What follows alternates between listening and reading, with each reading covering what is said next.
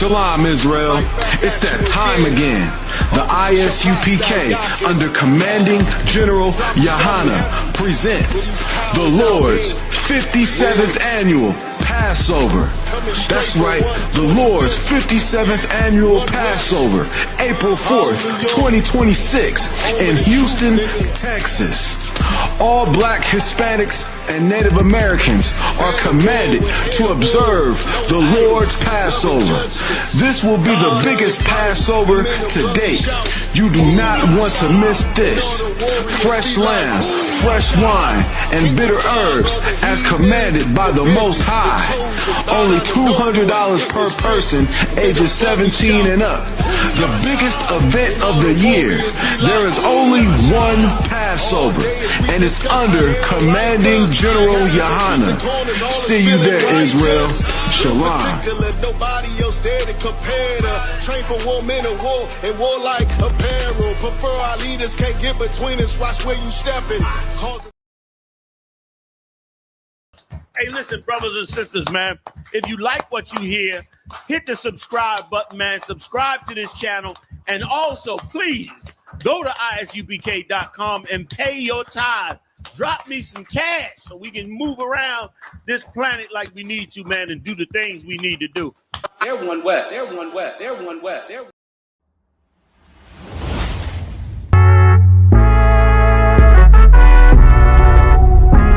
Whoop!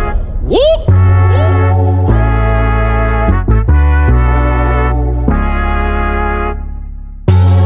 We gon' change the world, we won't let it change us. Even when they switch sides and they wanna change up. Fucking with my brother, then your life in danger. Got no fear like I got one in the chamber. Since day one, we been about it, nigga. I've been going hard since the day that I found it. It's 144 to the day the Lord counted. I'ma keep my head up to the day that he crowned it now. Since day one, we been about it, nigga. I've been going hard since the day that I found it. It's 144 to the day the Lord counted. I'ma keep my head up to the day that he crowned it. They want a fame, they want a clout. That's why they doubt. I got them black, I want a class. And I shut my mouth. This was way before polite. Before I came to campsites, I came broken and contrite. I just wanted to live right, clean my soul and give my life. Had to give up all my vice. I got a fog out my head.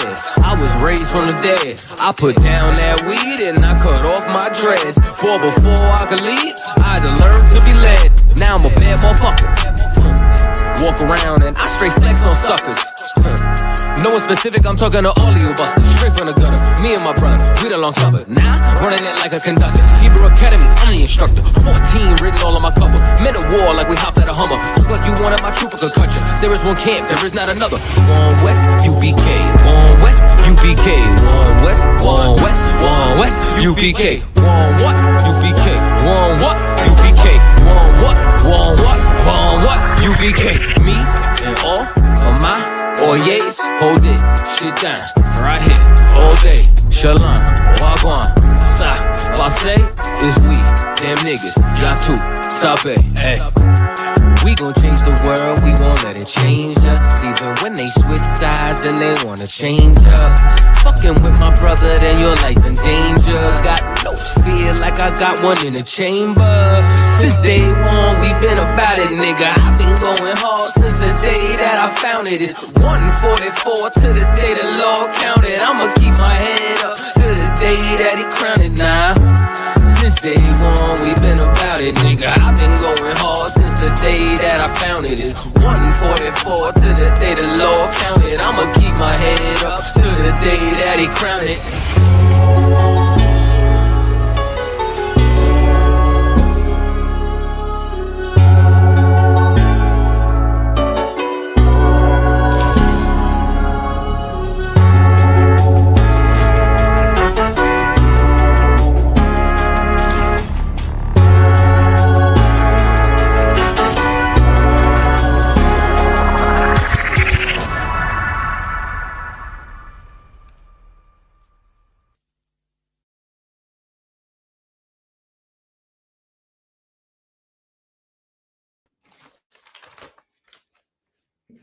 All right. All right. Okay. All right. Shalom, Israel. This is the Israelite School of Universal Practical Knowledge. One West started out of Harlem, New York on 125th Street. And since 1969, we are not affiliated. We have not been affiliated with any other Israelite camp or group or Christian church. All right. Never have been, never will be. We teach the truth about the Bible, about the so-called Blacks, Latinos, and Native Indians. And tonight I'm here to bring out gather yourselves together is critical. All right. Gather yourselves together is critical. All right. No, we're pretty early tonight. Who we got in here? We actually on time. All right. All right. Actually on time. All right. Who we got in here? I see we got some sisters. All right. We got some brothers in here. All right. Shalom, Yahushua, Thaba Hashem Yahushai. Sister Hadasah checking in from North Virginia. Shalom, sis. We have Sister Zara I. Shalom, Yahushua, Thaba Hashem Yahushai. Princess Zara, Officer Thousand checking in. Just Virginia. Mashalamka. I'm Tawab. Mashalamka to you. I'm Tawab. Tawab for asking. We have Awesome Times out of 1,000. Shalom, Yahaba Hashem Yahshua Barakatah, Awesome Times out of 1,000. Kara checking in from Chester, Virginia. And also we have Officer Carl Sapar. Shalom, Yahaba Hashem Yahshua Barakatah, Officer Carl Sapar checking in. All right. So with that, so for right now, right, we can go ahead and clap it up. We're about to start class. We're about to get it on. We're about to start class, and we're about to get it on, man. All right. All right. So again, Shalom, Israel. This is the Israelite School of Universal Practical Knowledge, One West, started out of Harlem, New York. We are not affiliated with any other Christian church or Israelite camp or group.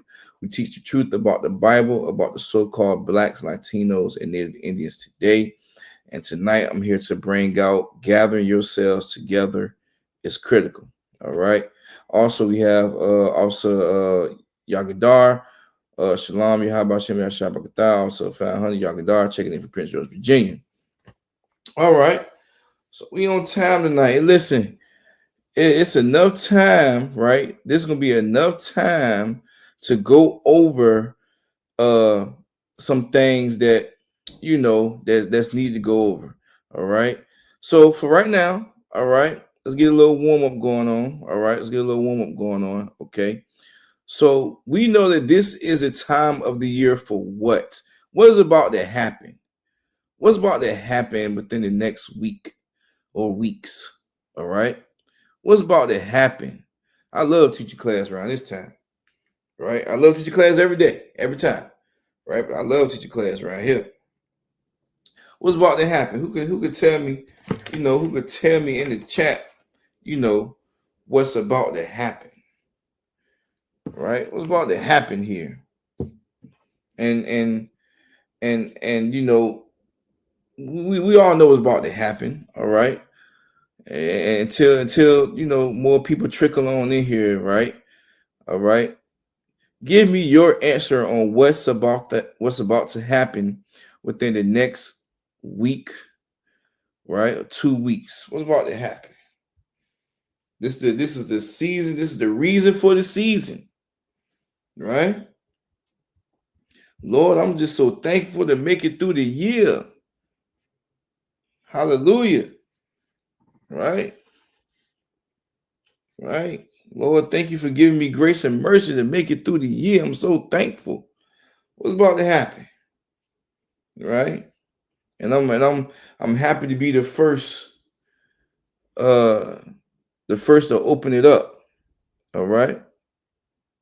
The first to open up this scab. All right. What's about to happen? Okay. Now just for time's sake, right? Right, because I believe this the history class. So like if I'm not mistaken, you know, Monday is history, Tuesday is brotherhood. All right. You know, what's about to happen within the next week or two, okay, is Thanksgiving, right? People is about to go out and buy turkeys. Their job is about to give them turkeys Their slavery is about to get them turkeys just so they can, cook them goddamn turkeys and everything, right? Then also y'all got all them damn holidays, all right? All right? That's what's about to happen within the next week, all right? Everybody's about to go out, right? Arguments is about to happen. Arguments is about to happen. Why are these arguments about to happen? Because you did not make it to dinner. You did not go get the ham hock and pig feet.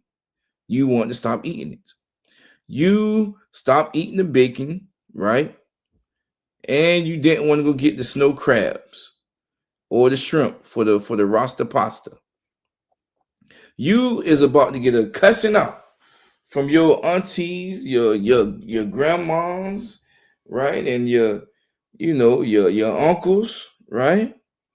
You cannot no more go out before dinner and smoke some weed with your favorite cousin.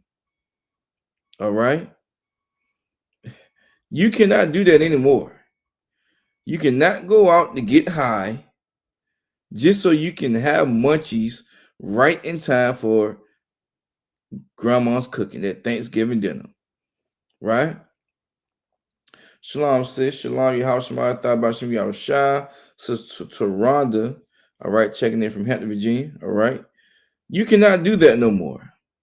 Right? You can't do that. You can't go out and try to get zooted before you fill your belly. Right? That is unlawful. Right? And what make it crazy, right? Is that all these other religions besides Christianity and besides Islam, but all these other religions recognize Thanksgiving. Recognize Thanksgiving. Doesn't matter if you're Catholic, Christian, Protestant, Mormon, Quaker, damn, them Quakers, damn sure. We will get into that too. All right. If you just so woke in the world, still with them crystals around your neck, right? They still believe in Thanksgiving. This is the year to be thankful. Right? Right? So that's why it's important for us to gather ourselves together. Right? That's why it's important for us to gather ourselves together. Why? Because us gather ourselves together, right? Us gather ourselves together, right? We're going to show true brotherhood and sisterhood, right? Of not celebrating these holidays, of not going out to smoke weed with our favorite cousin just to get ready to eat Thanksgiving dinner, right? We don't have to feel bad because we didn't get the ice or the pork and the chitlins. We ain't clean the chitlins. Right. We ain't got to do that. All right. We ain't got to do that. All right. So let me get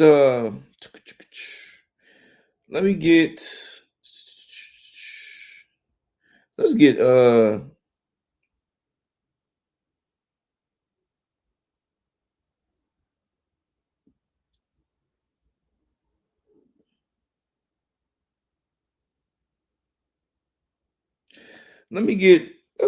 let's get Amos 3:1 real quick before I go to this scripture. I want to make sure I want to do this in order. Let me get Amos 3:1 real quick. And shalom, sis. Shalom, Yahweh Shema, thought by Shem Yahweh Shai, Property River, Officer 1,000 times out of Korah, checking in for Chester, Virginia.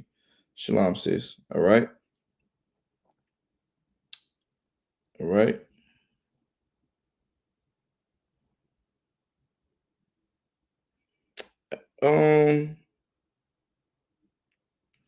Okay, yeah, just good look. You keep it just like that. You keep it just like nope, keep it just like that. The water. You keep it just like that. All right. So first we need to establish All right. And there's nothing but milk right here. First, we need to establish, right, who is the most high for. Okay. So we go to Amos 3:1. All right.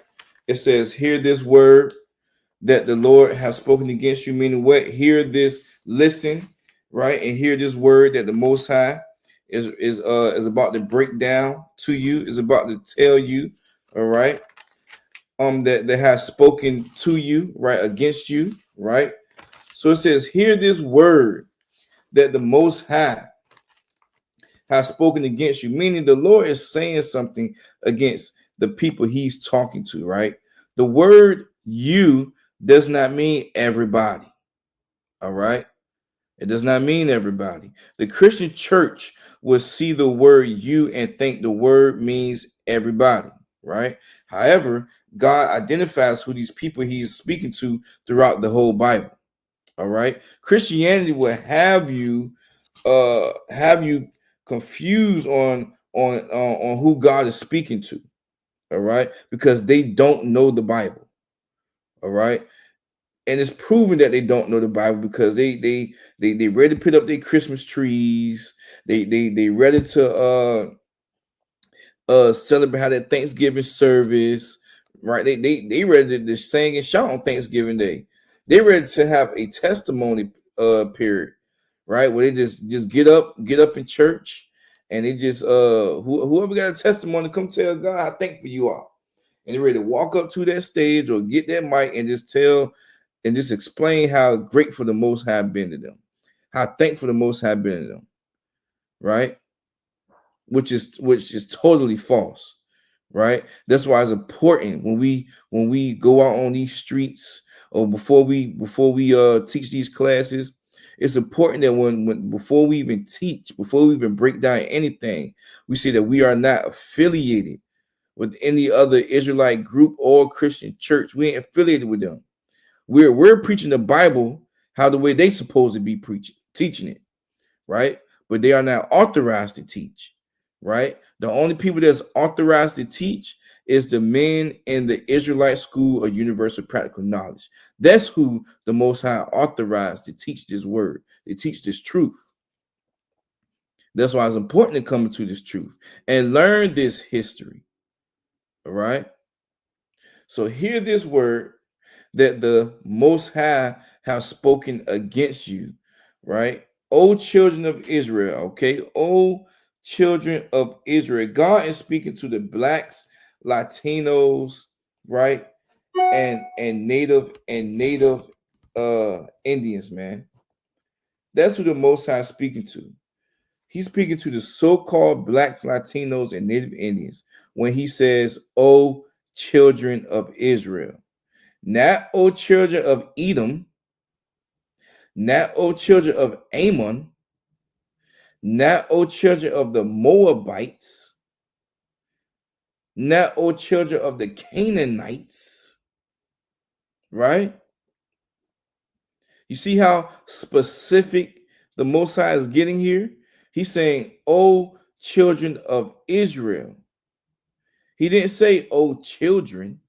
No, he said, O children of Israel. That preposition of, right, is leading you to that noun, Israel.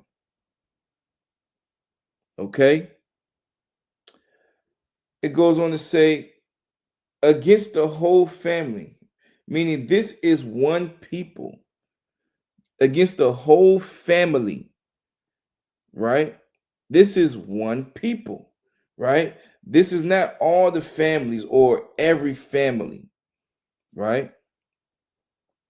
Right? It's not that. This is just one family, the blacks, Latinos, and Native Indians. That is our family, right? We were with each other in the beginning and went through the same bloodline. We all have the same forefather and the same God.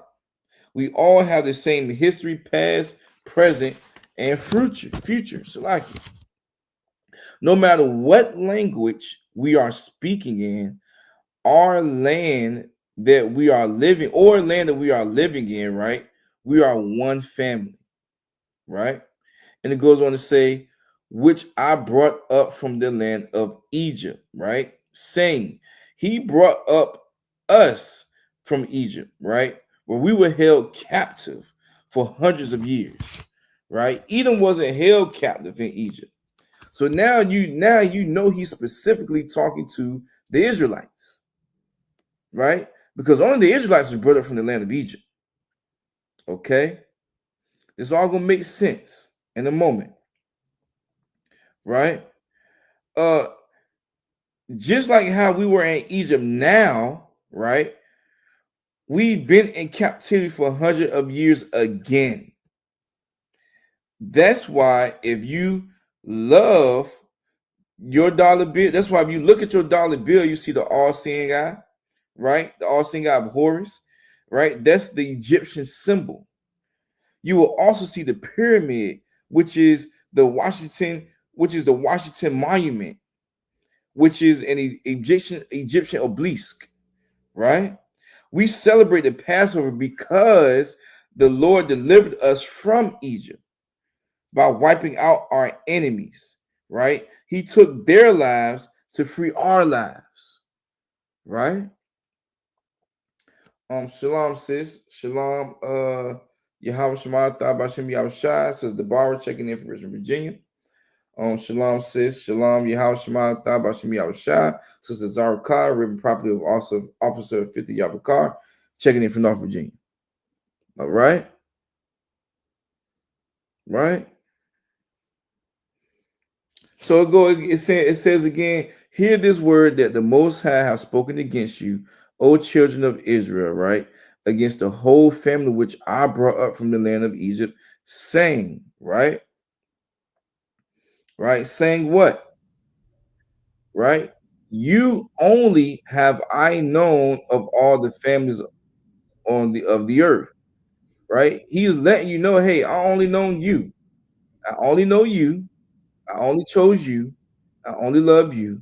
I'm only speaking to you, so-called Black, Latino, and Native Indian man or woman, right?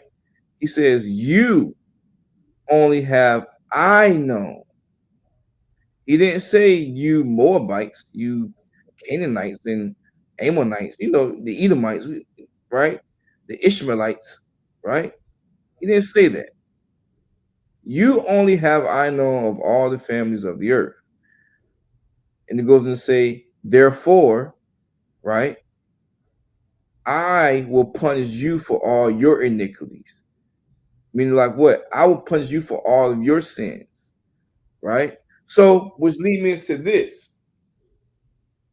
It is a sin to celebrate these holidays because you're going against the Most High. It is a sin, right, to put up that Christmas tree or to put up that wreath because you're going against the Most High. It is a sin, right, to feel nervous because you know that you don't want to do Thanksgiving no more. Right? You got that sin of fear. That's you got that fear, right? Because you're going to do what you're supposed to do by not celebrating these holidays, but you feeling like that you owe somebody something. You owe somebody an explanation or something, right? You don't need to have that type of feeling, right? Because you're often going to transgress and go celebrate that holiday, right? So again, he delivered us from Egypt, and that's a very important thing because as black people associate skin color with race, right? Blacks associate your identity with the color of your skin. That's why color in the Bible is important. That's why it's important for it's important to come in here because you will understand that there is color in this Bible. That your God is black, that Christ is black. The priests and prophets throughout this whole Bible is black. That's why it's important to come into the Israelite School Universal Practical Knowledge. So you would not only know to not celebrate these holidays, right? You will also know that, hey, the God I'm worshiping is black. He's like me, and I'm like him. I'm made in the image of him, right? This is why coloring the Bible is important, right? And things are illustrated in such a way so that you know what this is talking about, right? The majority of the planet are made up of people with some sort of brown skin color, right? That's why it's important to get about that Christian church and come into the Israelite School University of Practical Knowledge, right? Real quick, let me get Zephaniah 2:1, right? Get Zephaniah 2:1. Just because we have to gather ourselves together. All right. So Zephaniah 2:1, right? Gather yourselves together, yea, gather together, O nation not desired. We is the only nation, right? That's not desired. Think about it.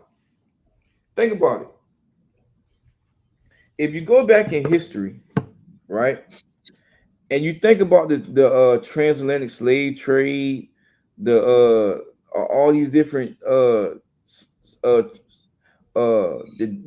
diaspora, well, now what is the transatlantic slave trade? If you think about all these different things that was going on, right? It was towards people of color, so-called blacks, Latinos, and Native Indians, right? Right?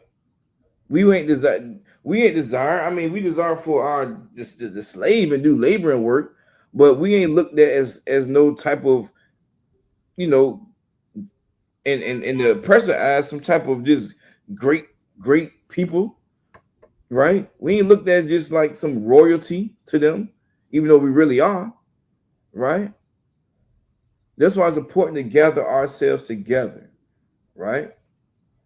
We have feast days in here in the Israelite School University of Practical Knowledge, right? That's why it's important to come to class and learn them, right? We gather ourselves, right, the right and proper way, right?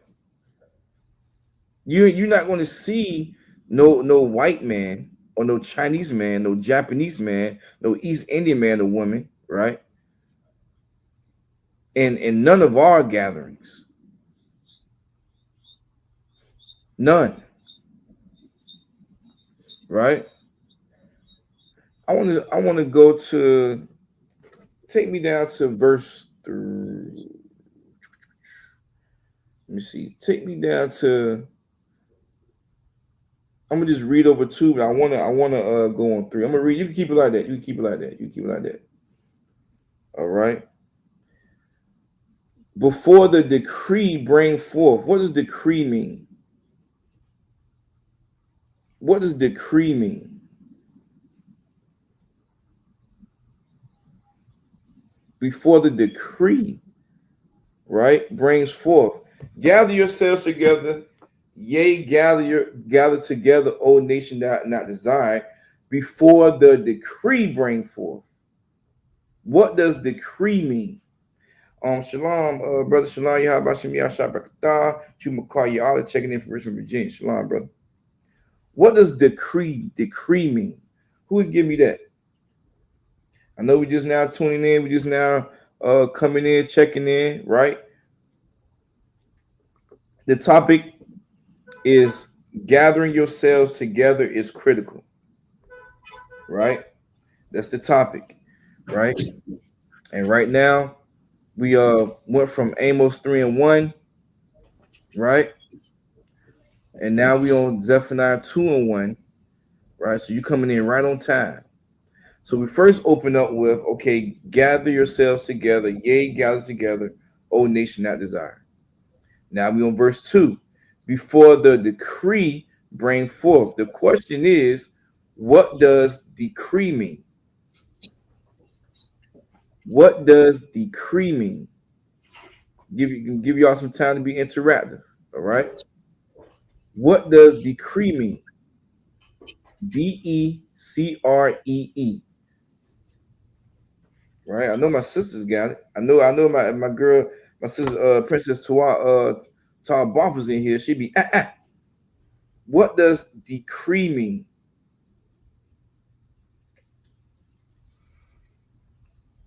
Also, it's important to have a Merriam-Webster dictionary by you or download it on your phone so you can easily access the meanings of these words, right?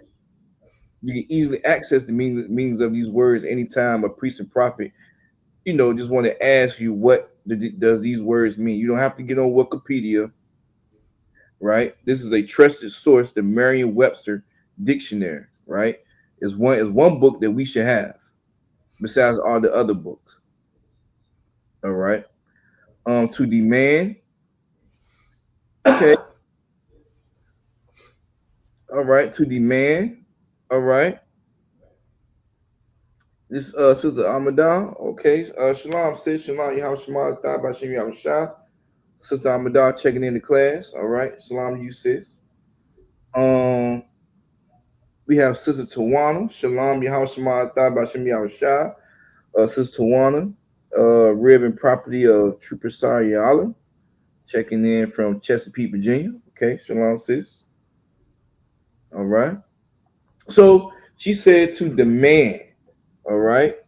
She said to demand. Is there one more before I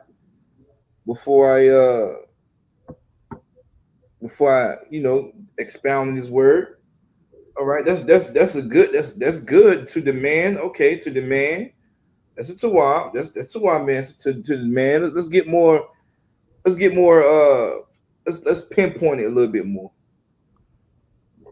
Let's pinpoint it a little bit more. And again, if you have this Merriam-Webster dictionary, it's a cheat code. It get right to you, right? Right? A decree. Damn right, says Zaruka, get that sister hand. Salaki, sir, an order usually having the force of law, right? That's what decree means. Right? Damn right. She got around that Merriam-Webster dictionary. Damn right, sis. Right? An order usually having a force of law. So the Most High saying, gather yourselves together, gather together, O nation not desire before this law is about to be brought forth. Right? Before the decree bring forth, before this law is about to be forced. Right? Before the day pass as the shaft. What is a shaft? Lucky. You said Salaki, sir? Nah, we're sneezing. Oh, okay. God. Shaft. What does shaft? CHAFF. Shaft mean? We can't just run over these words, right? We can't just run over these words and just go over the words that we do know. Right? Shaft.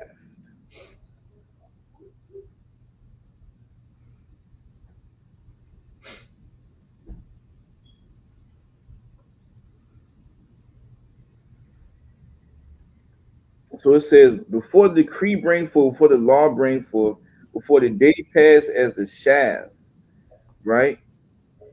So, and here it says in the Merriam-Webster dictionary, shaft is being used as a noun. Says the seed coverings and other debris separated from the seed in the threshing grain, something comparatively worthless. The scales borne on the receptacle among the florets of the heads of many composite plants. So basically, something that's going to ruin, right?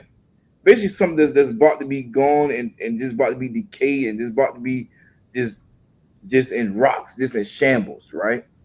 So basically, the Lord is saying, before the law is being brought forth, before He forced this law, before the day pass as the sham, meaning like when He gonna come and force this law, right? He gonna come in and things gonna be in distraught. It's gonna be in shambles, right?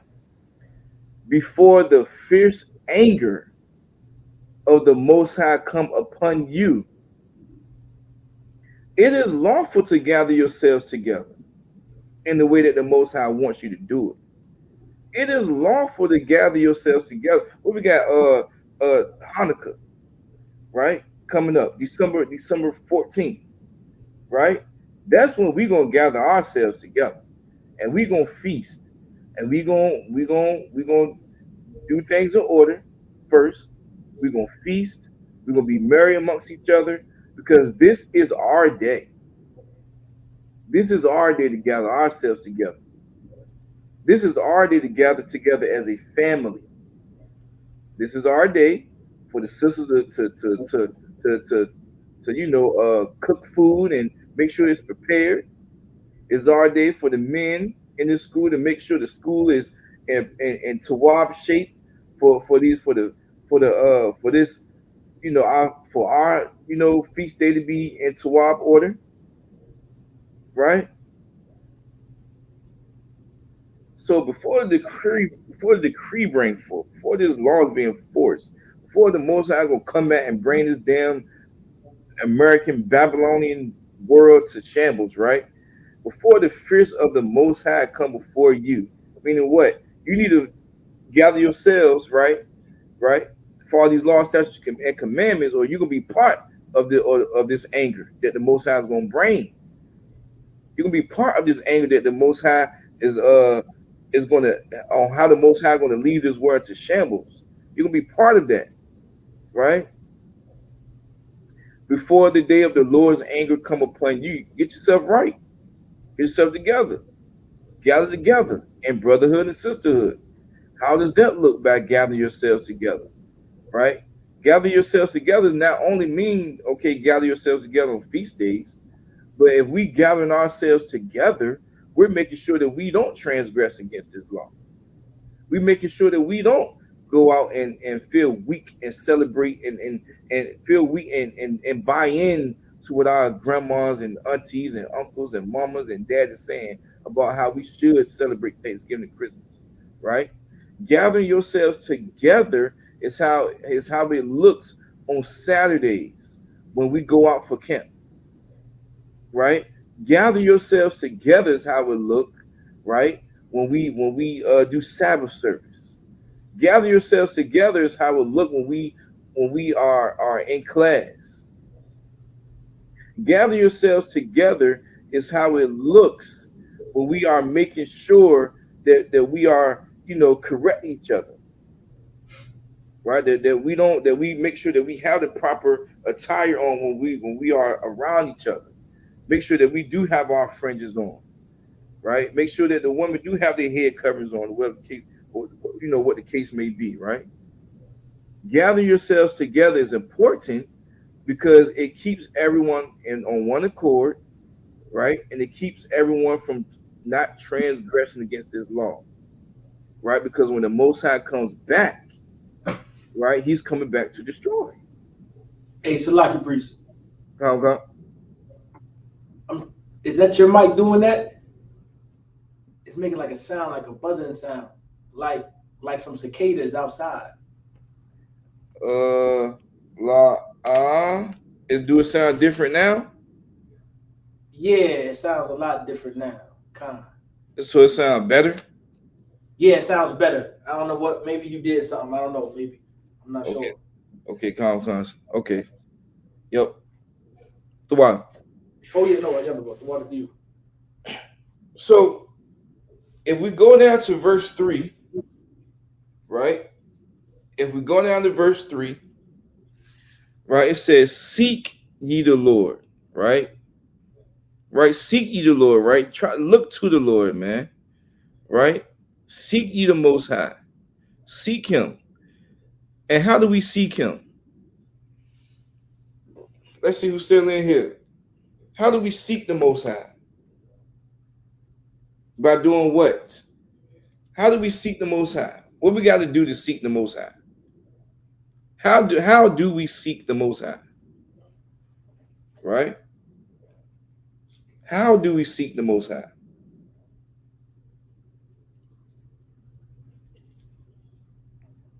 And it's an easy answer. It's an easy answer. How do we seek the Most High?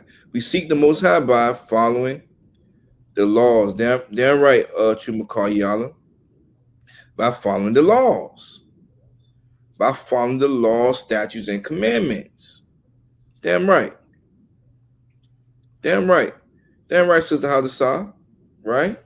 By following the laws, statutes, and commandments. That's how we seek the Most High. Right?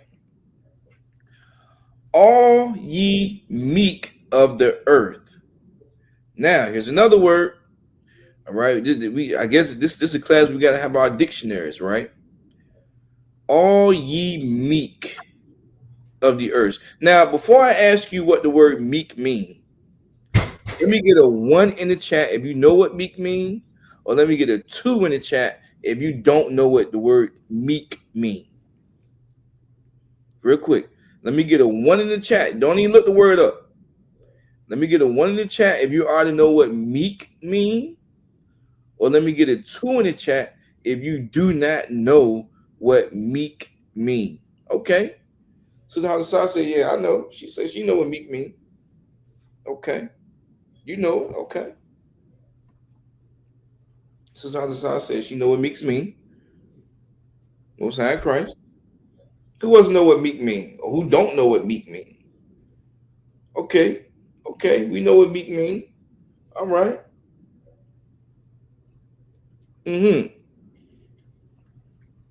Now, since we know what meek mean, what does meek mean?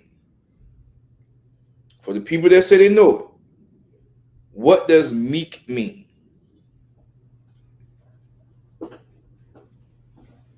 Because maybe we can help our others. Well, we're going to help out others, actually. For ones that don't know what meek mean. Seek ye the Lord, all ye meek of the earth. Okay. So now the son said quiet, submissive. Okay. Okay. Okay. All right. That's right. Being quiet, submissive. Right. That's right. Being quiet, submissive. What's a give me that's the right one. That's the right answer. Give me another word. I'm looking for another word. I'm looking for another word. Give me a synonym. Give me a synonym for that. Y'all right. Give me a synonym. Give me a synonym for submissive. Or that's what I give that brother. Damn right, Chumakar, y'all are humble. Yo, and damn right, sisters. Damn right, Sister Tawana. Damn right, Sister Hadasah. Right on it. I wanted that word humble, right? Right? Y'all was Tawab, which y'all answer Tawab answers, right? Humble, all ye humble of the earth, right? Right? Which have wrought his judgment, right? Wrought. What does wrought mean? Right? Well, wrought. Which have wrought his judgment.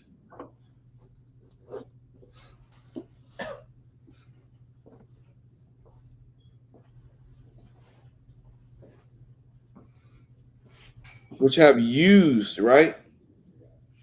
Which have used his judgment, right? Which have shapen up, like which have used, which have wrought his judgment. So seek ye the Lord, all ye humble of the earth, which have wrought his judgment, right? Seek righteousness, seek meekness, right? It may be ye shall be hid in the day of the Lord's anger. So if you seek the Most High by following these laws, statutes, and commandments, right? All humble men and women on this earth, there's Black, Latino, and Native Indian, there's in this Israelite school, university, practical knowledge, right?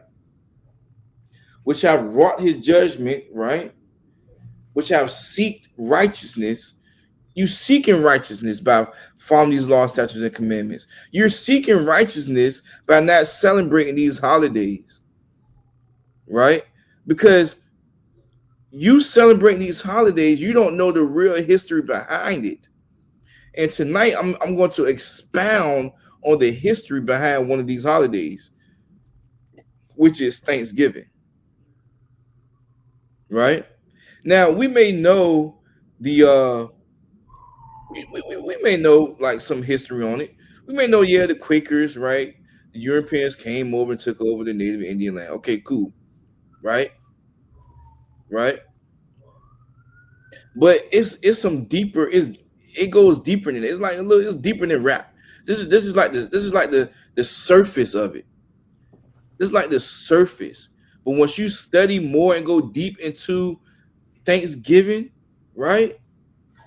You would just know that it's just like it's it's devilish. It's barbaric. I don't want to sound Christian, say devilish. It's evil, right? So seek ye the Lord, right? All ye meek of the earth, all ye humble of the earth, which have wrought his judgment, right? Which know his judgment, that shape that you know his judgment, you shape, you know what he's gonna do, right? Seek righteousness, seek meekness, humbleness. It may be ye shall be hid in the day of the Lord anger. So if you do these things, you're going to be hid, you're going to be protected in the Lord's anger, in the day of the Lord's anger, right? Because why is the Lord coming? Why is the Most High Power coming back angry? He's coming back angry because it's people out here that's transgressing against the law and that's thinking that they is doing the right thing. He's coming back angry because you got priests and prophets teaching on Monday, Tuesday, Wednesday, Friday, Saturday, trying to give out this truth, and they still want to combat it, right? And still celebrate these holidays, right? They still want to adopt. They still want to adopt these feast days that the oppressor, right, has ordained for you to worship, right? Shalom, Yahabashim Yashabakata, Chupayan Pakat, checking in from West Virginia. All right. Shalom, Yahabashim Thabashim Yabashah says Pakat, property rib of Ayan Pakat, checking in from Rice, Virginia. Right? Right?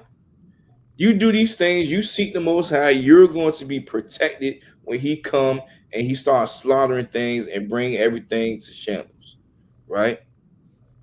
That's why it's important to get into this school. All right.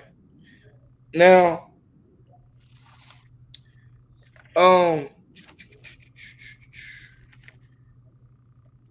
let's see. Let's go to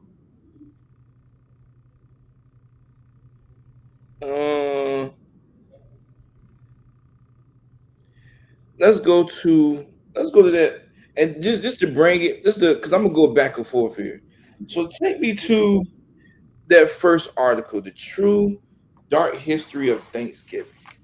Because I'm gonna go back and forth. I'm gonna go back and forth in scripture, but I wanna bring more things to full circle here. All right. So let's get that first article out here. All right. Okay. So we have the true and dark history of Thanksgiving. All right. True and dark history of Thanksgiving. All right. This was published November 25th, 2020. So this right here is a reliable source. Is not outdated 10 plus years. Okay. The website that this article was from a .org website, right? This is a scholarly source. So this website was from potawatomi.org, right? So this is an educational source, right? So anytime that you want to look for factual information, you go to scholarly sources. So those are your .orgs, your .edus, right? Those type of things, right? Your .coms will be is scholarly, but you have to know where it's coming from, right? Like history.com, Brentica.com, like those type of sources, right? Will have some type of scholarly source. They use .com, right? Those are, scholarly, but you have to just make sure, it's not from no Wikipedia is not scholarly, right? It's not, right? Wikipedia, you could change things on Wikipedia to make it factual, right? To make it seem factual. So that's why it's important to get information and from scholarly sources, encyclopedias, things of that nature, right? So this is the true and dark history of Thanksgiving. Thanksgiving. So this is the first paragraph I got it here. It says, although Potawatomi and others across the United States celebrate Thanksgiving, the factual history behind the holiday is something to be less than thankful for. While communing with loved ones and showing appreciation for the bounties and gifts provided is one positive aspect of the national holiday, teaching a false narrative of its beginnings perpetuates colonialism and ignores more than 400 years of atrocities committed against Native Americans and First Nations people. So that line where it says, while communing with loved ones and showing appreciation, that sounds like Christianity right there. A Christian reading this article be like, yeah, that's what we do it for. We thankful just to see each other. We thankful for this, that, and the third. Yeah, that's what we do it for, right? And they will stop right there and wouldn't even want to read the rest, right? Because this scholarly source is going to tell you why this holiday that you're celebrating is evil, right? The second paragraph says it disregards the centuries of brutality, right, against Native, I'm gonna say Indians because it says Americans, against Native Indians, and chooses to take this one tiny snapshot. And in the world of social media, it puts all the pretty filters on it that it doesn't look the way that it truly did, said Dr. Kelly Mosteller, a citizen Potawatomi Nation's Cultural Heritage Center director. All right. Um, I'm gonna skip down, right? I'm gonna skip down. I'm gonna tell you where I want to go. Uh yep, and it's gonna lead me right here. The formation, what says the formation of Thanksgiving, right? All right. So bear with me here. So the formation of Thanksgiving as an official United States holiday did not begin until November 1863 during the Civil War. President Abraham Lincoln officially established the holiday as a way to improve relations between northern and southern states, as well as the U.S. and tribal nations.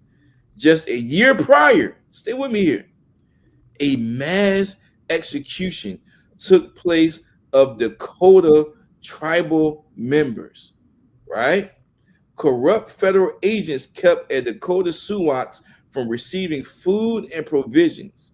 Finally, at the brink of unaliving from starvation, members of the tribe fought back, resulting in the Dakota War of 1862.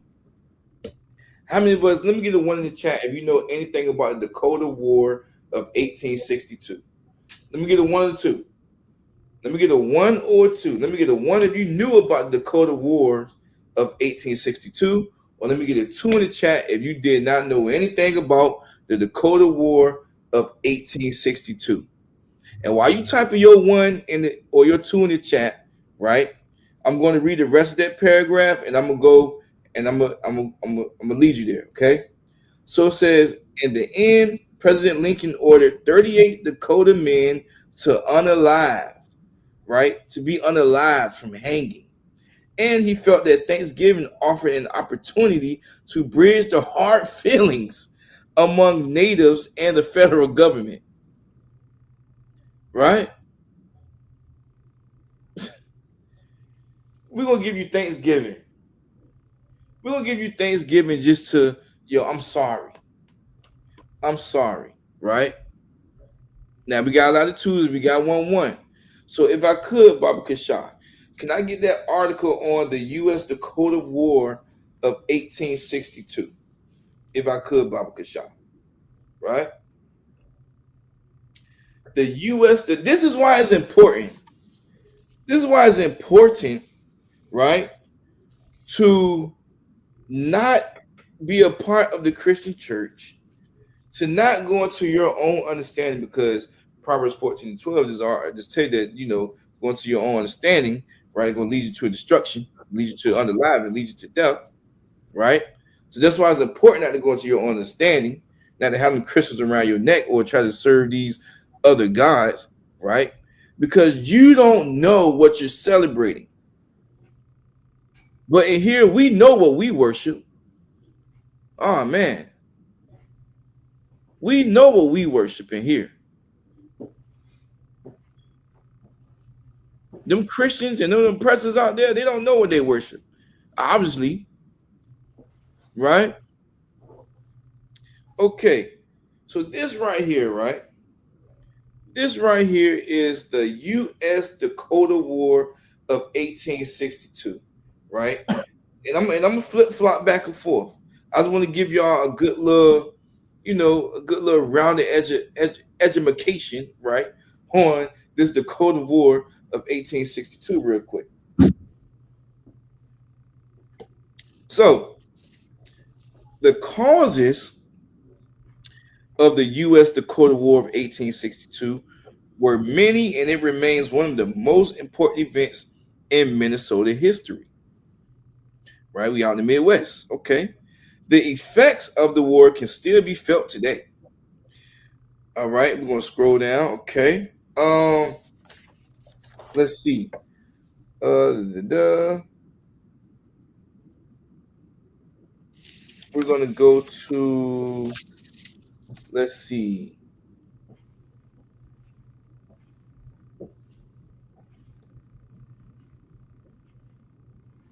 Let me see what I want to go to.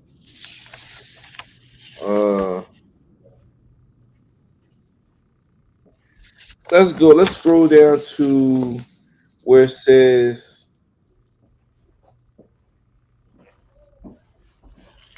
let's go to where it says removal of Dakota and Ho Chunk. Because I really want to get to, I just want to get to the meat and potatoes from with it. There's a lot to unpack in this article, but for the sake of this class, I want get to the meat and potatoes to it, right? It says, let me see. It's a lot in here. So let's go. It says removal of Dakota and Ho Chunk. So on February 16th, so this was a war, all right. On February 16th, and I'm gonna get more into it, Congress passed an act that abrogated and annulled all treaties with the Dakota people. The act also stated that all lands held by the Dakota and all annuities due to them were forfeited to the U.S. government. A second bill providing for the removal of the Dakota from their ancestral homelands passed on March 3rd, 1863. The aftermath of the U.S. Dakota War of 1862 also engulfed the Ho Chunk, who were living at Blue Earth at the time of war.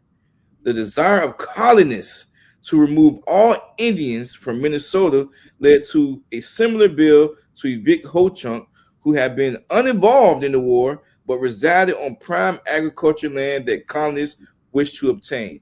Who are the colonists? Who are the colonists? The colonizers. Who are them? In early May, the Army put the Dakota captives from the Fort Snelling camp aboard streamers and took them to a desolate reservation at Crow Creek, Dakota Territory.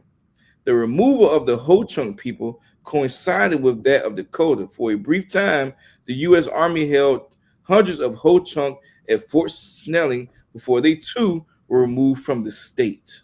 All right. Right. So basically, these are oppressors taking land, right?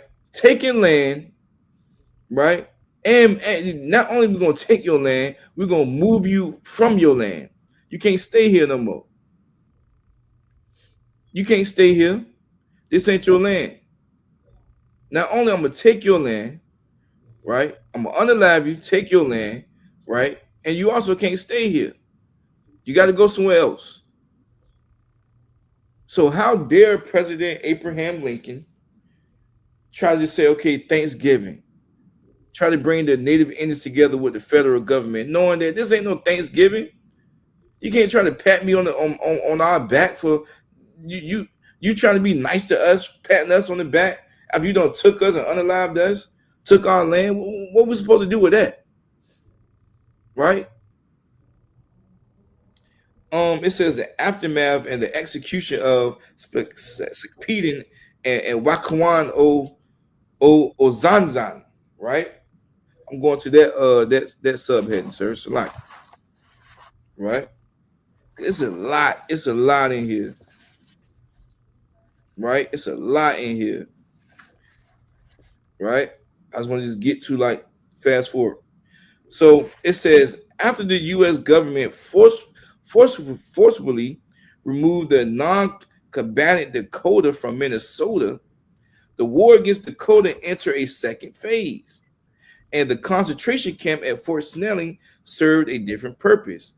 In the summers of 1863 and 64, the U.S. Army launched the punitive expeditions into Dakota Territory, intent on carrying war to the Dakota people.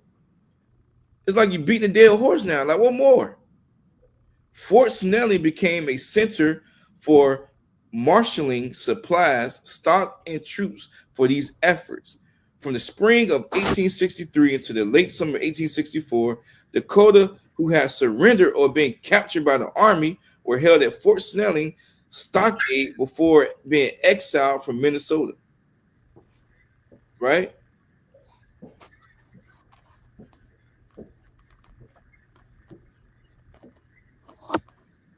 Now, what more you want us to do?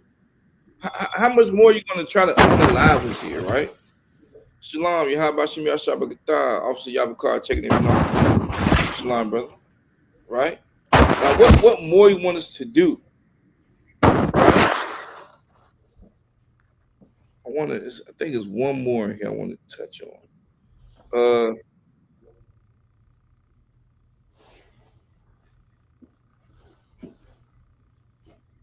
That's why it's important, right? That's why it's important, right? To come to this Israelite School Universal Practical Knowledge. Because you celebrating Thanksgiving, right? You celebrating Thanksgiving, right? Is you celebrating the slaughter of your brothers and your sisters, right? You celebrating them getting their land took. You're celebrating them of getting unalived and hanged. That's what you're celebrating. You celebrating the bullying of these Europeans coming here and taking their land. You shaking hands with the enemy.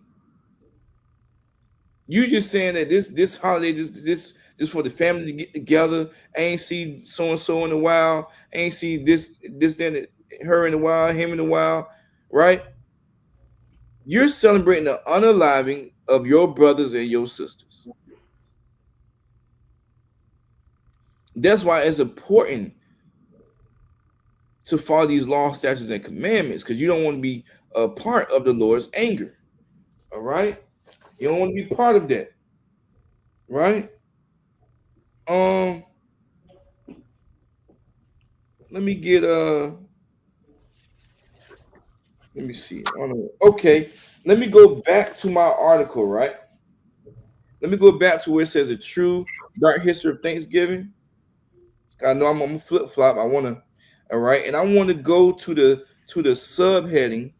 I want to go to the subheading where it says disease, right? I want to go to the subheading where it says disease. Right? All right. Okay. So disease, right? So it says prior to European arrival, right? Prior means what? Before. Prior to European arrival, America's indigenous, talking about the Indians, did not experience illnesses attributed to livestock, which is animals, overcrowding, or poor hygiene. So these thinking people, unclean people, came over here bringing all these illnesses, right?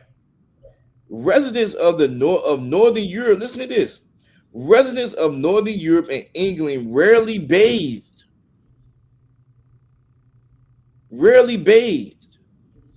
right? They rarely bathed, believing it unhealthy. They believed that bathing was unhealthy, and rarely removed all their clothing at one time, believing believing believing it immodest. Lewin wrote in Lies My Teachers Told Me.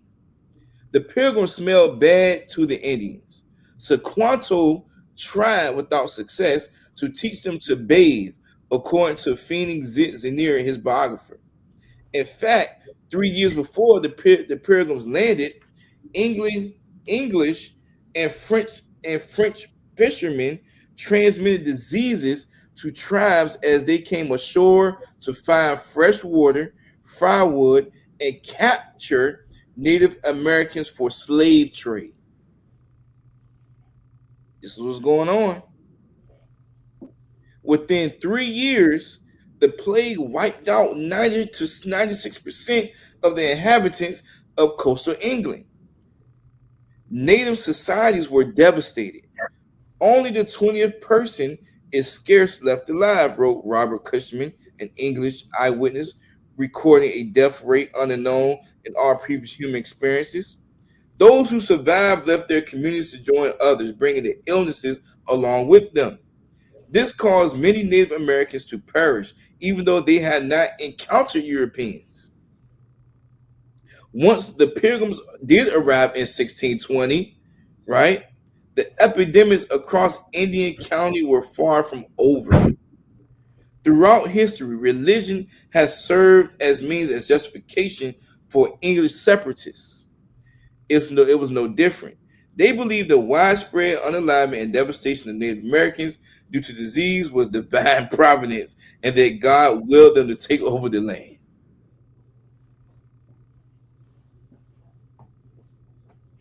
You're shaking hands. You're selling. You're coming in agreements with a low down dirty bastard, Salaki, right? Dirty, unclean.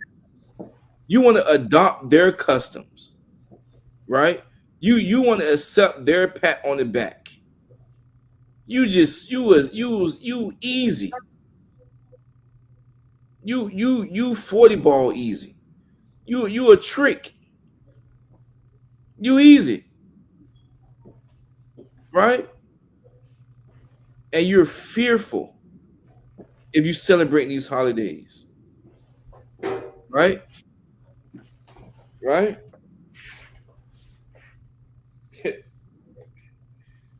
um, I believe it was one that said, let me see where it said, let me see, let me go. Let's go to.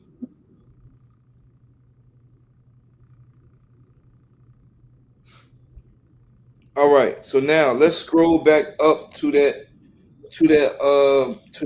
subheading where it says ways to combat false narratives. Ways to combat false narratives, right?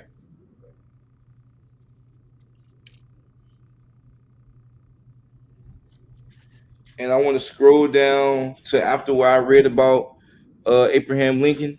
I just want to finish that subheading, Salakia. I just want to finish that subheading. All right. So scroll down where it says the formation. Yep, keep going. Yep, keep going. I was talking about Abraham Lincoln. It said finding the brink of death from starvation. I had read that, and I was like, in the end, President Lincoln ordered 38 men to be unalive from hanging. And I just want to just read the rest of that. Right. So you was right when you was under ways to combat the false narratives. You was right, but just scroll down, right? Because I just want to just give y'all full understanding, right? Because the code of war that it was talking about in there was a war that the U.S. had against the Native Indians to take over land, right? Our Midwest, out in the Midwest in Minnesota, right? That it was an atrocity, right? Right. So that's why you dare won't say happy Thanksgiving to a Native Indian, because they know that that's like you just basically slapping them. You like Abraham Lincoln. If you say that, just trying to give him a pat on the back. And when you don't have no knowledge of what's going on, you saying happy Thanksgiving. Right? And there's more to unpack on this. Right? Right? So if you could just go back to it says the formation, ways to combat the false narrative. Right? All right. So where we at? Let's lock you. Right. Let me get a one in the chat if you know what's going on. Damn right, Sister Raj. She said like and share. Damn right, we need to like and share. We need to get this algorithm up, right?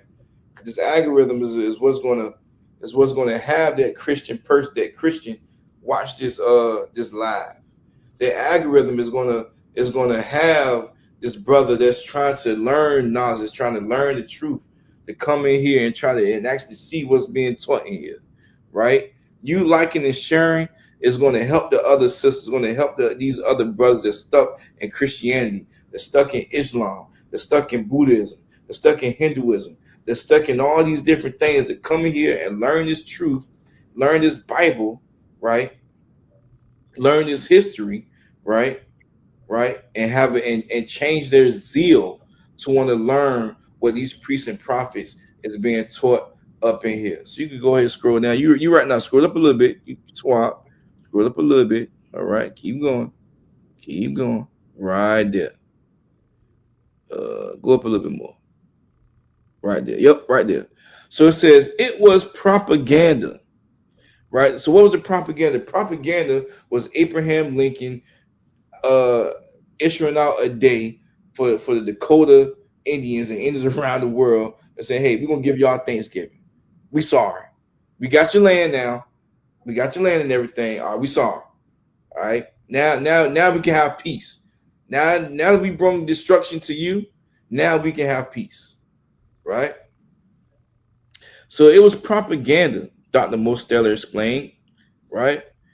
It was to try and build this event so that you could have a deeper narrative about community building and coming together and shared brotherhood and unity. That's a damn lie. While the Thanksgiving celebrated today may not have complete factual roots, Native Americans, Europeans, and other cultures across the world have held festivals and special meals and gratitude for bountiful harvest and to reflect on the past year. Now listen to this. See, while I ain't gonna say we, by the Christians or the oppressors being out here celebrating Thanksgiving, right? These Indians is holding powwows.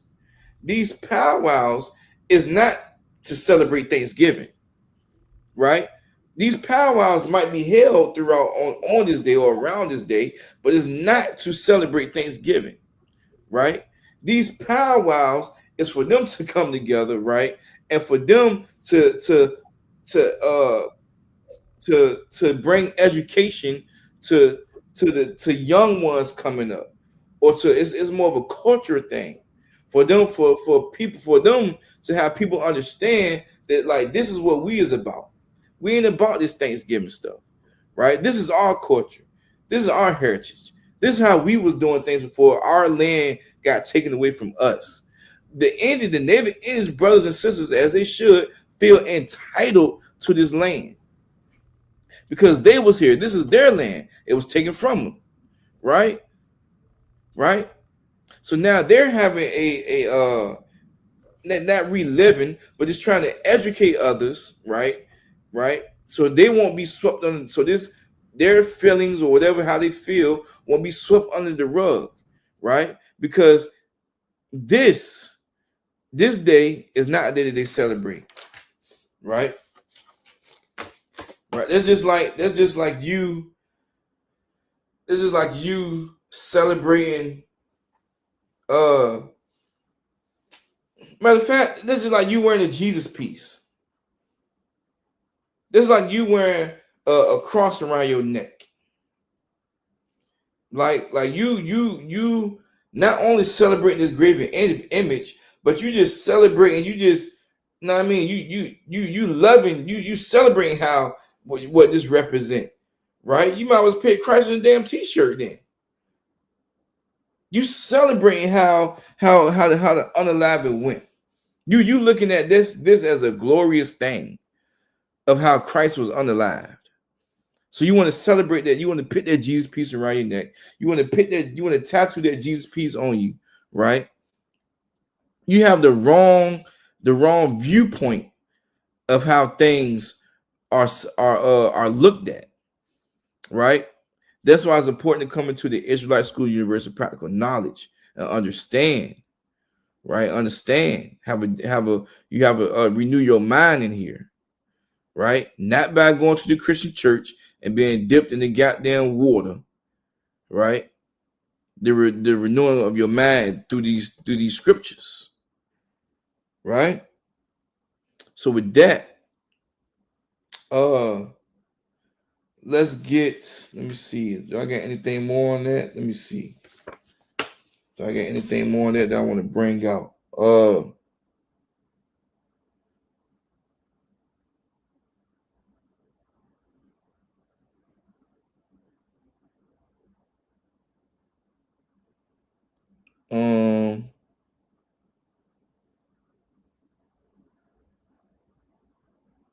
Let me go ahead and go to Amos 5:21, right? We'll go to Amos 5:21, Bible Kashan. It's so much to unpack on that history of Thanksgiving. I just felt like I just wanted to be the first one to open up that scab wound, because I know the priests and prophets that's gonna come after me, gonna eat that up, right? Right. But I want to go to Amos 5:21. Right? Amos 5:21. Right? Because what you're doing, not but what these people are doing, these Christians out here is doing, right? They're going out here and getting everything ready for a damn holiday. They celebrating their brothers and their sisters being unalive. Again, this is like you celebrate your brother, your sister, they got shot.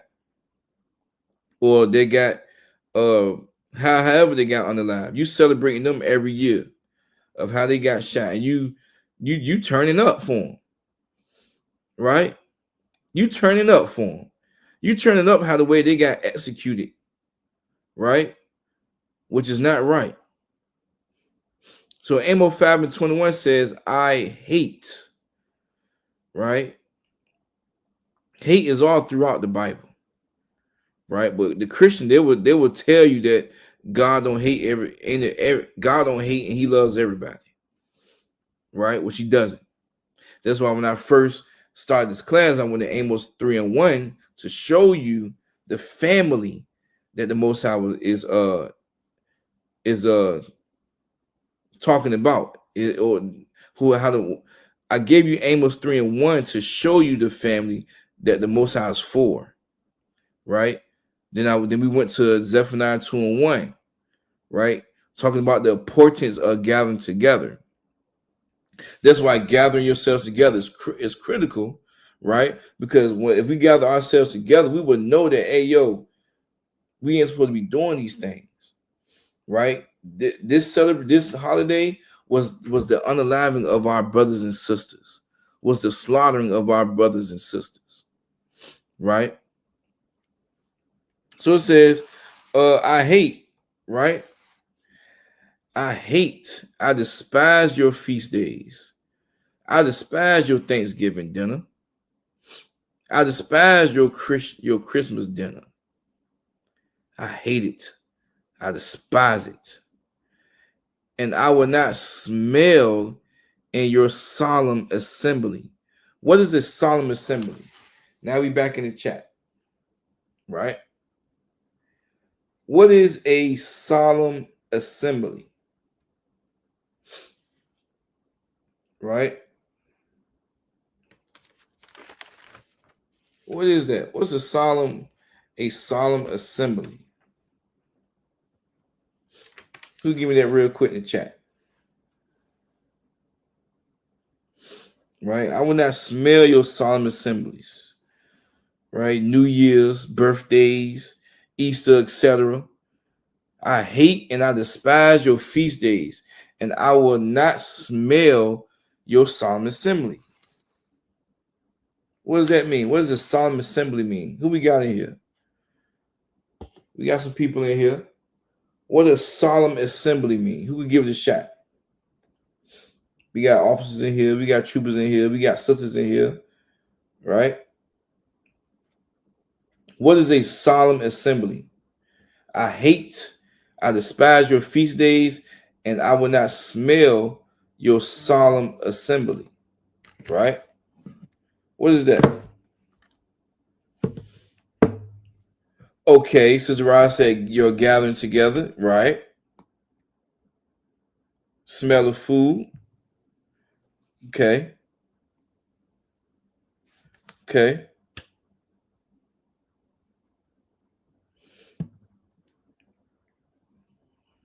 Sulaki likes Thanksgiving, right?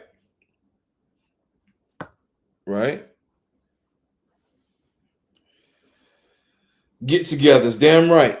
Your important events. Damn right. Sulaki, just like what you said, obviously, y'all would call like Thanksgiving. And like what you said, Sister Ryan, your gathering together, right? Your Thanksgiving, right? Your get-togethers, right? Sister call, right? He ain't gonna smell your important events. I ain't gonna smell. I don't care how long Auntie Glenda, right? I don't care how long Auntie Glenda pray over this goddamn food. I don't care how many tongues is being spoken over this damn food. The most I say, I don't hear it. I will not smell the pig feet, the ham hock, the chitlins, the crab, shrimp, lobster, clams, oysters, the squid, calamari, your tuna, right? I'm not going to smell none of that. I hate it, actually. I hate it. I hate your get-togethers. Because I'm going to tell you why I hate it. Because you think you're doing something for me, whole time your Uncle Leroy and your nephew Tommy out there smoking weed together. But I'm supposed to be thankful for y'all coming together. So this the gathering together I'm supposed to be thankful for with y'all. So this is it, huh? Best you turn the Most High, it doesn't matter. You basically tell the Most High, it's okay that we still smoke. We still gonna come together for you. We still gonna pray, quote unquote, to you. The dumbest idiots. Right. And Sister Carl said, and got the nerve to pray over it. And got the nerve to pray over it. You got your LGBTQIA little nephew in there, little cousin. He coming in with his short shorts. You got your bull dagger, your bull dagger niece in there. She bringing her girlfriend,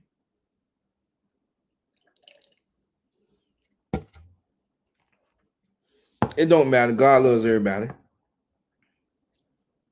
You even invited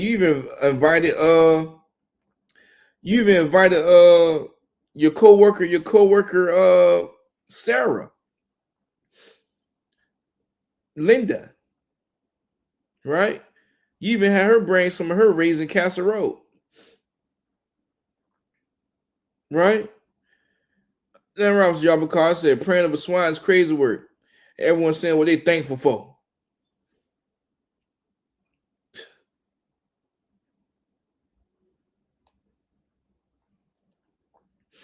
God damn. Let's go to verse 22, Salaki.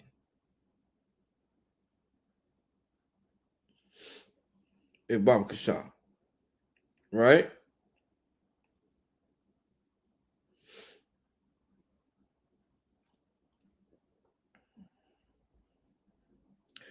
So it says, though you do this, right? Though ye is Old English for you, though ye offer me burnt offerings and your meat offerings, though you may offer me that swine. You may offer me them pig feet, them ham hock and chitlins. You may offer me them collard greens with the bacon used as the seasoning. You may offer me those things, your burnt offerings, your cooked food. I will not accept them. So you praying over this burnt offering. You praying over this cooked food, Big Mama. You got soul food playing. You got to set the vibe. You got soul food playing. Mama, you know I love you. Right? Big Mama, your arm. Right? You got to set the mood. You got to have the movie going on. Though ye offer me burnt offerings, right? And your meat offerings, I will not accept them. I will not accept them. Right? Neither will I regard the peace offerings of your fat beasts. Hey, listen, I'm not gonna accept even if you is cooking chicken, even if you is cooking pot roast, right? Even if you may have some lawful food in there, I'm not about to accept that. Right? I ain't about to accept that. This ain't Hanukkah. This ain't Passover. Right? This ain't none of my feast days. I ain't gonna accept that.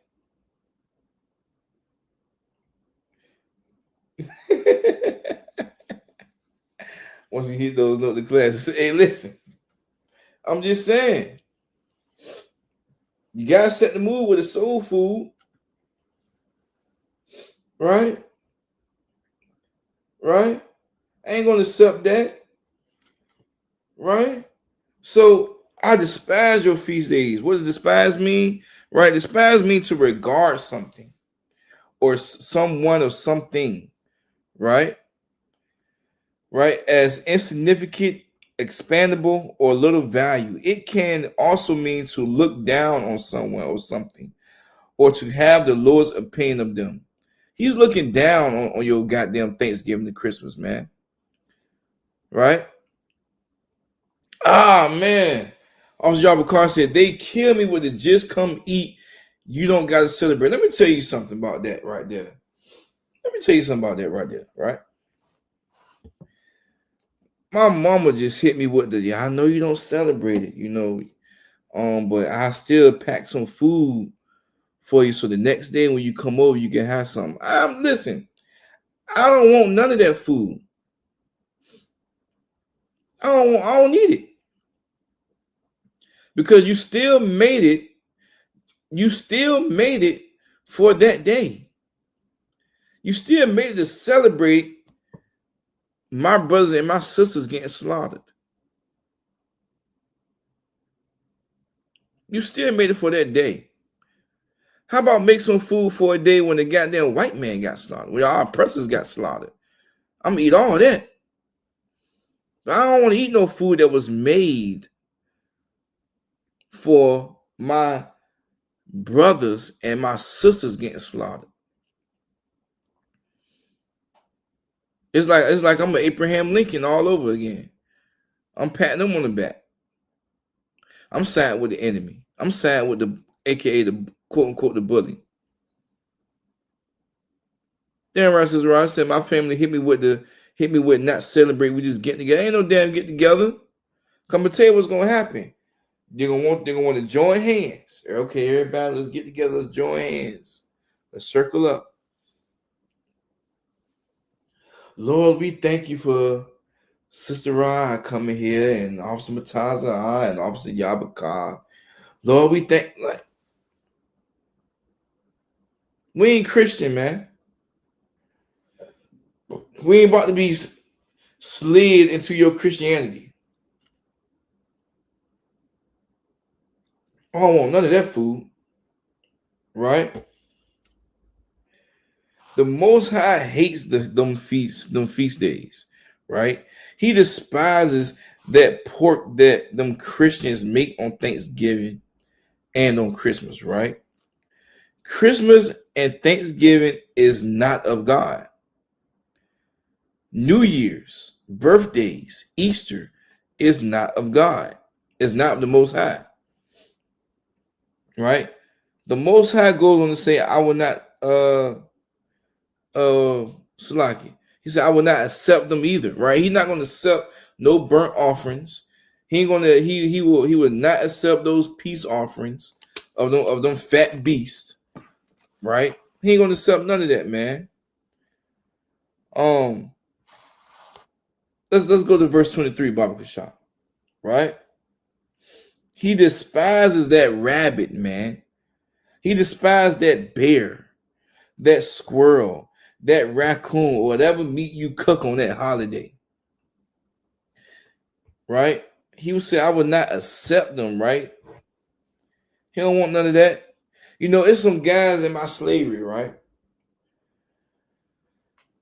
Guys in my slavery, like, yeah, man, you ever had bear? Hell no, I ain't had no bear. You ever had turtle? Hell no. Rabbit? Hell no.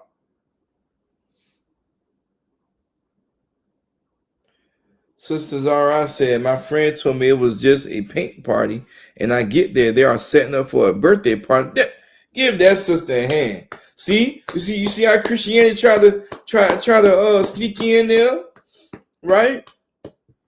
My friend told me it was just a paint party, and I get there, they were setting me up for a birthday party, and I left. Yeah, I had to get up out of there.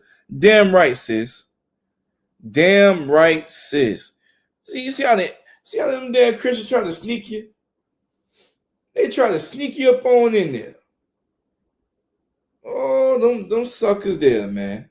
They try to sneak you up in there. And you know what? Sisters, all right. You showed how strong you was. You show how, because they probably have some stuff in there that you wanted to eat. Probably see all your friends. But your strength, your zeal into this truth is what got you up out of there. And Most High in Christ is you, sister. Strong sister. Damn right. Right? Right? So again, I got some guys in my slavery. They saying they eat rabbit, all that stuff, man. Listen, man.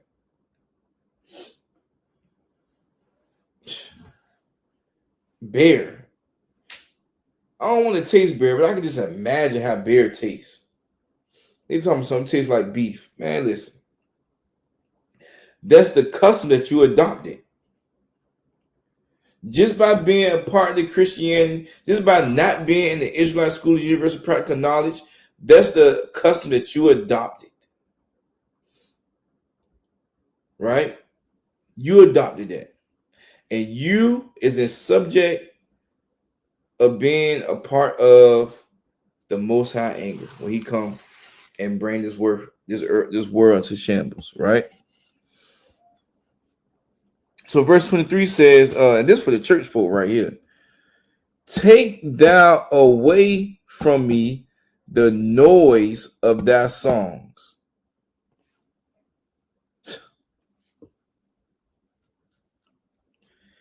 Grateful, grateful, grateful, grateful, grateful, gratefulness. They saying that on Thanksgiving. That damn Christian song. I know y'all know about that. Yeah, y'all ain't been in the Israelite School University practical knowledge all this goddamn time. You know about grateful, thankful, them damn songs. Shit. That's what they singing. Take thou away from me the noise of thy songs, them hymns, right? He don't hear none of that. He don't want to hear that noise. That's noise to him. That's not a sweet melody. That's noise to him. Take thou away from me the noise of thy songs, right? For what he say? For this reason, for I will not hear the melody of thy vows. He ain't gonna hear that, man. He ain't gonna hear the melodies of your vows. He's not gonna hear the melody of them songs, of them notes. You may have some people that can sing. Listen, they probably can sing their tails off, man. But he ain't gonna hear that. He ain't gonna hear that. Most High ain't with you, right? Them slow ballads that they're saying to get you to shed a tear, right? Right? Or them fast tempo songs that have you gyrating all across the floor is not of God, man. Right? Let's go to verse 24 about Pashah. I'm gonna run through these. We're almost there.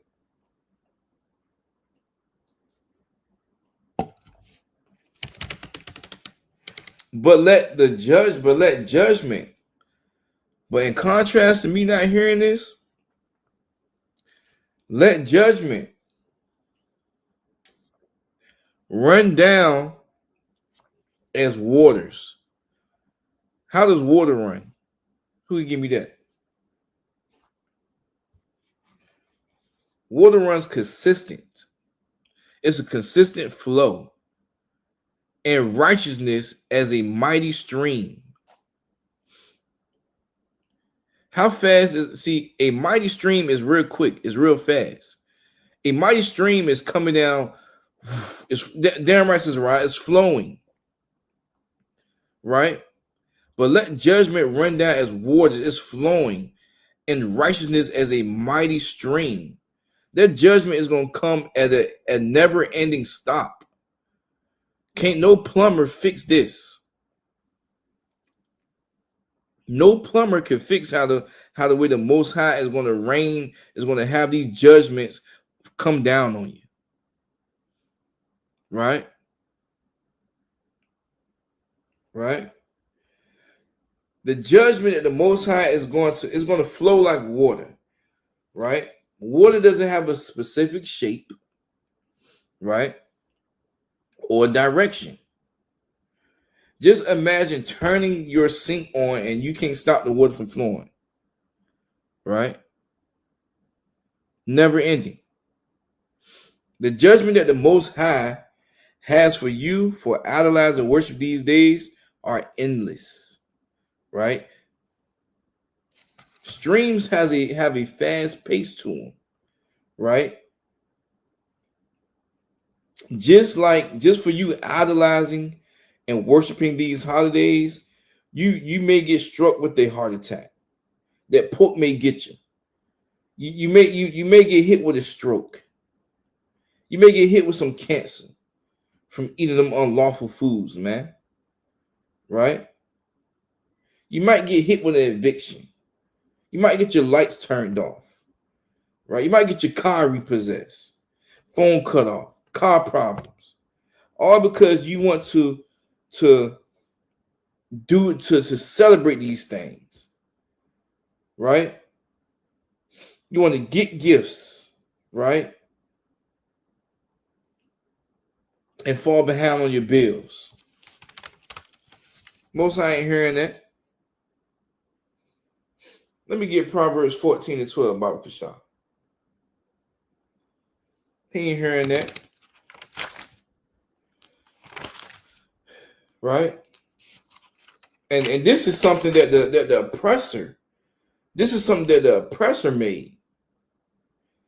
This is something that the oppressor, this holiday is what the oppressor had put forth for you to celebrate. Not what the Most High did. Right? This is Proverbs 14 and 12.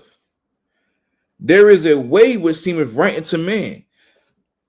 You going out and celebrating Thanksgiving, Christmas, getting the Christmas tree, getting that turkey. Now, Salakia,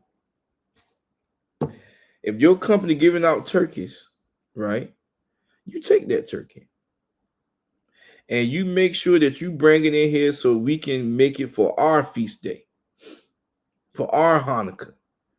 We ain't gonna make that. You ain't gonna make that turkey for Thanksgiving, right? I was looking at the Car Chronicles with Captain Cesario, right? And the guy called in. He said, you know, is it unlawful for me to attend an office party? Well, Cap was like, well, what kind of party is it? I mean, because if it's just a regular office party, you know, I mean, it's just an office party. But if it's some type of office party that's celebrating some type of birthday or holiday, then that's unlawful. And he doubled back, was like, yeah, it's a Christmas party. Yeah, you can't. Well, that's your, do what you will on that. Right. That's unlawful. Right. So there is a way which seemeth right unto a man. It may seem right for you to, you know, just to go to your family, you know, Thanksgiving dinner. You know, you Israelite, you know what I'm saying? You just gonna stand outside the door, you're gonna wait till they pray. And then when they done praying, you know, you're gonna walk back in with your, you know, and just act like everything good. You're gonna still eat the food. You're gonna act like everything good. Because you ain't, I mean, it won't like you held hands with them. It won't like you prayed with them. Right? You just there just to eat.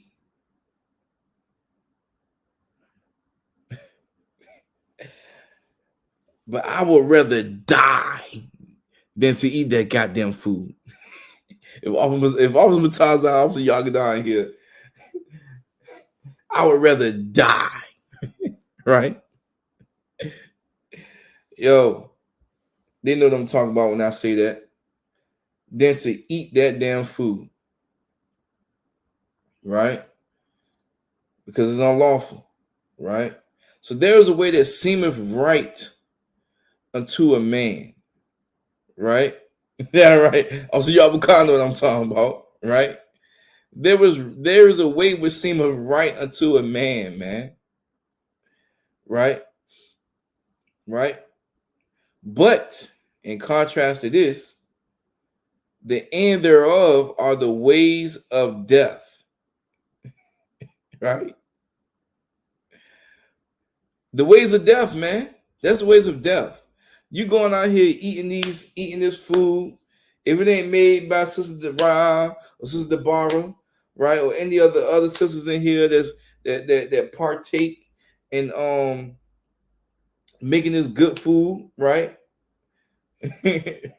Right? You know, then it ain't right. It's unlawful. That's unlawful food. Because I know if Sister Deborah make it, if Sister Ra make the food, right, it's for a lawful day. And I know their food is going to be delicious.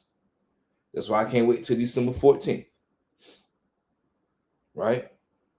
I may take off my slavery on that Monday just so I can enjoy myself that Sunday. I ain't trying to worry about going to work, slave the next day.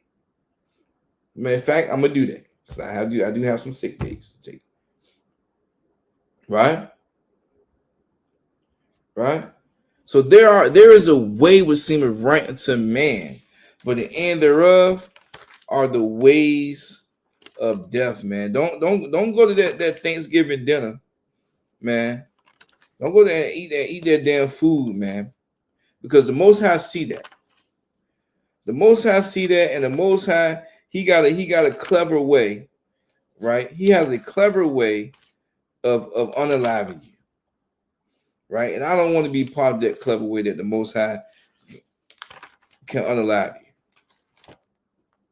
All right. Let's see where I want to go. Let me get because now that you know this truth, now that you know not to celebrate these holidays, and now that you know not to eat this food, and now that you know which feast days, because we have a feast day coming up, which is the Feast of Hanukkah, December 14th. Now that you know to not to partake in these things, take me to Hebrews 10 and 26, Baba Kashan. Hebrews, I believe is where I want to go. Hebrews 10 and 26. Right? Because that's important. Yep, Hebrews 10 and 26, right? So, Hebrews 10 and 26. So, for if we sin willfully, right? For if we sin willfully after that we have received the knowledge of the truth, you attending this class is you receiving the knowledge of the truth. You learning, right, not to, eat pork, crab, shrimp, and lobster, not to go to this Thanksgiving. This is a PSA. This is an alert. This is an alert. This class right here is an alert right now for you to not go and celebrate Thanksgiving. Because if we sin willfully, now if you go to that Thanksgiving dinner and eat, now you're sinning willfully after you now knowing the truth. For if we sin willfully after that we have received the knowledge of the truth, what Christ say? There remaineth no more sacrifice for sins. Because what did Christ do? He already sacrificed himself, right? Christ can't go and sacrifice himself again just because you want to smoke weed after you know not to smoke weed, right? He can't go and sacrifice himself again after you don't ate pork, crab, shrimp, and lobster, knowing that you've been told not to eat pork, crab, shrimp, and lobster. You can't do that.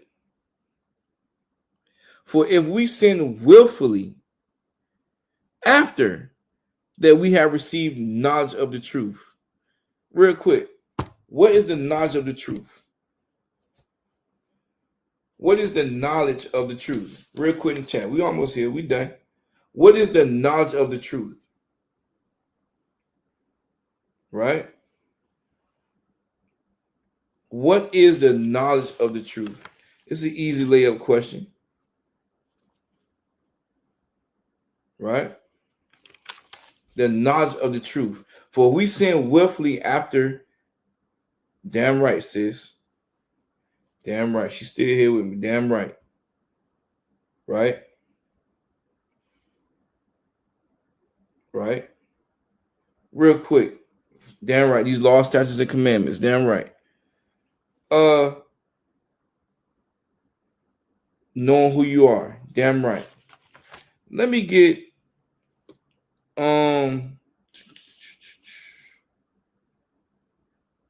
let's see. Let me get Psalms 19 and 9 real quick.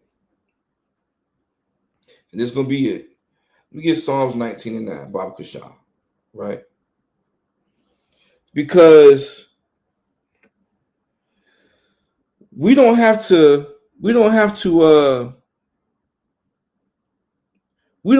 fear our mom. We don't have to fear our dad. We don't have to fear our grandmama, right? Auntie, right? Fear them for saying like, yo, I don't want to do this. I don't want to celebrate this. Right? I ain't doing this no more. We ain't got to fear that. Right? Don't fear them. But what it say? This Psalms 19 and 9. It say what? The fear of the Most High power, the fear of the Lord is clean. You fearing the Lord is clean. You fearing the Lord of saying like, hey, I can't celebrate this because I know that the Lord is watching me. And I fear the Lord's judgments. I know this truth now. I fear it. For the fear of the Lord is clean, right? Enduring forever, right? Which means like fear the Lord forever. Always fear the Most High, right?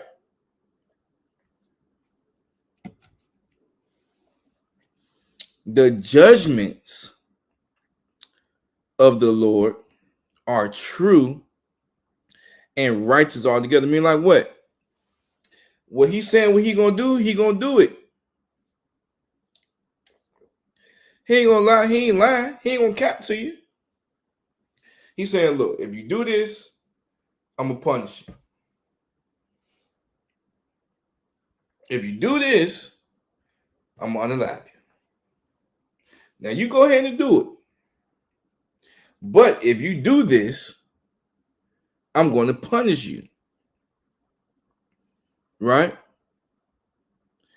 The fear of the Lord is clean and enduring forever. The judgments of the Most High are true and righteous altogether. Right? Meaning he true to this. He ain't new to this. He true to this. Real quick, let me get that. Let me get I believe it's Matthew for we know what we worship. For they don't know what they worship.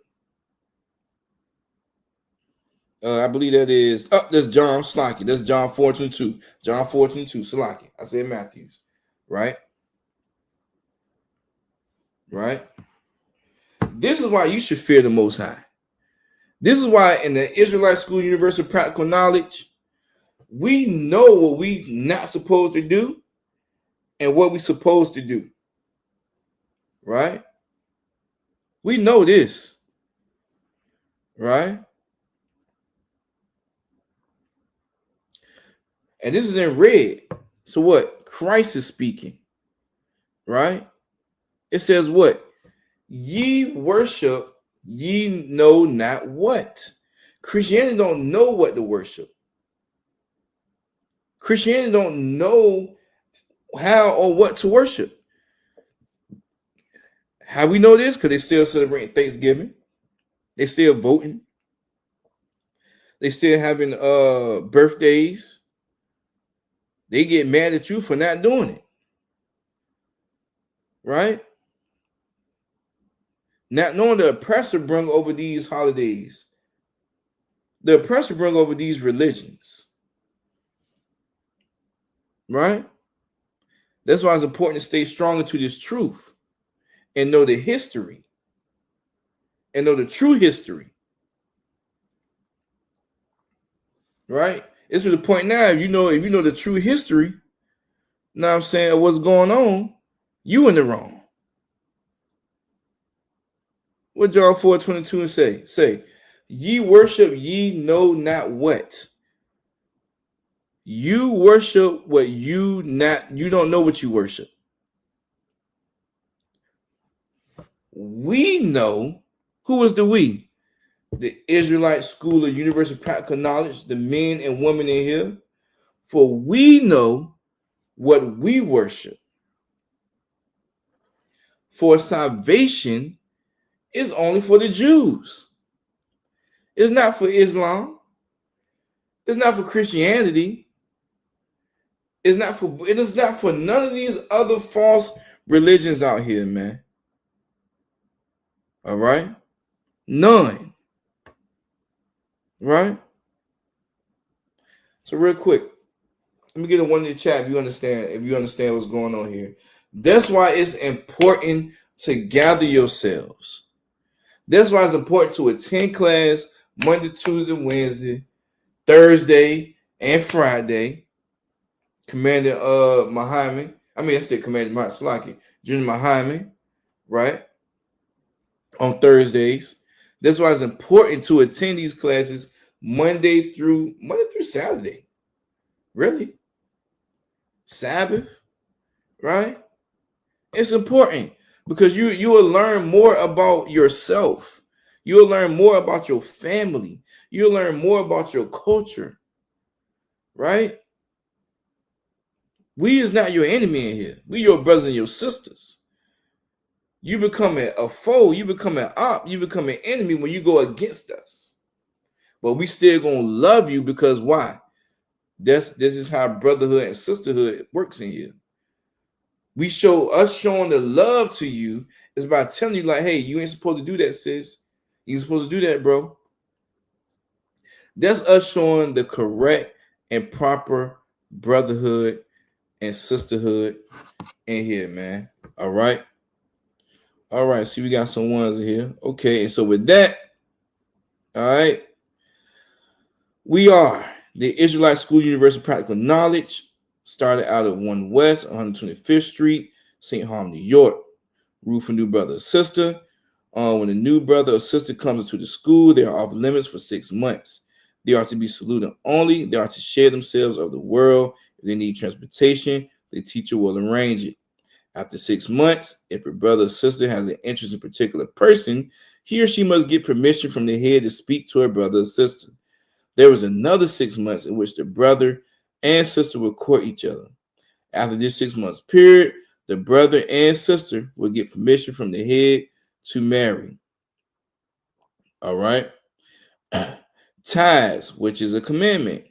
Numbers 18 and 21, Malachi 3, 8, and 10. Right? Means 10th in the Hebrew, Ma'ashra. 10% of every penny of any increase the Most High gives you. All right. Give to the treasury department or a teacher. Okay. Priest fund, free will offering for the priest, not mandatory. Whatsoever amount you would like. Upcoming holy convocations. We have the Feast of Hanukkah, right? Hanukkah coming up, and I can't wait. December 14th. Let's get it on.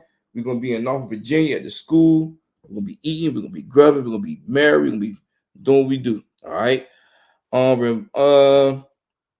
If anyone wants to be a trooper in the school, they have to start wearing all black boot, shirt, pants, headband, scarf, and call that number 757-550-1204. All right. All right. And so with that, Shalom Yahabashim Yahshua Barakatah to the brothers, and Shalom Yahabashim Yahshua to the sisters. Shalom. Shalom, Israel. It's that time again. The ISUPK, under Commanding General Yahana, presents the Lord's 57th Annual Passover. That's right, the Lord's 57th Annual Passover, April 4th, 2026, in Houston, Texas. All black Hispanics and Native Americans are commanded to observe the Lord's Passover. This will be the biggest Passover to date. You do not want to miss this. Fresh lamb, fresh wine, and bitter herbs as commanded by the Most High. Only $200 per person, ages 17 and up. The biggest event of the year. There is only one Passover, and it's under Commanding General Yohanan. See you there, Israel. Shalom. Nobody else there to compare to. Train for war, men of war, and war like apparel. Prefer our leaders, can't get between us. Watch where you stepping.